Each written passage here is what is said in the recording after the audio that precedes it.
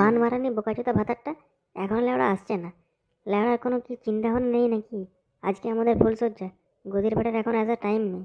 এক গাদা লেওড়া উল্টা পাল্টা সঙ্গে নিয়ে ওরা বাল ছিঁড়েছে।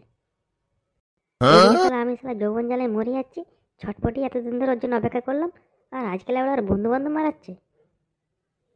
যা দেরি করেছে তো করেই ফেলেছে, যতনাটা আজকে একবার আসুক আর মেরে গাঁড় ভেঙে দেবো খানকির ছেলে। আরে আমার শুনতে মনটা শোনা পাখি, মন খারাপ করে আছো কেন? এই তো দেখো না বেবি, আমি চলে এসেছি। এই যে ঠেকাকার বেটা, তুমি আর বন্ধু মারানোর দিন পাওনি? আজকের দিনেই তোমাকে বন্ধু মারাতে হলো?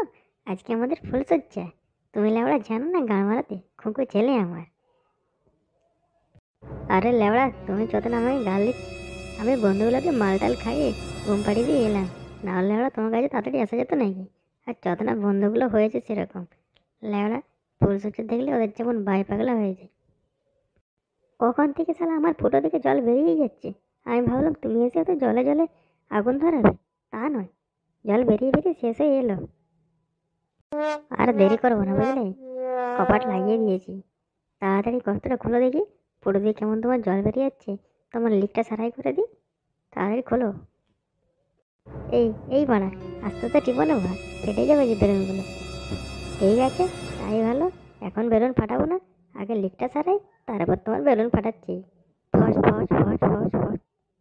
আহ আহ আহ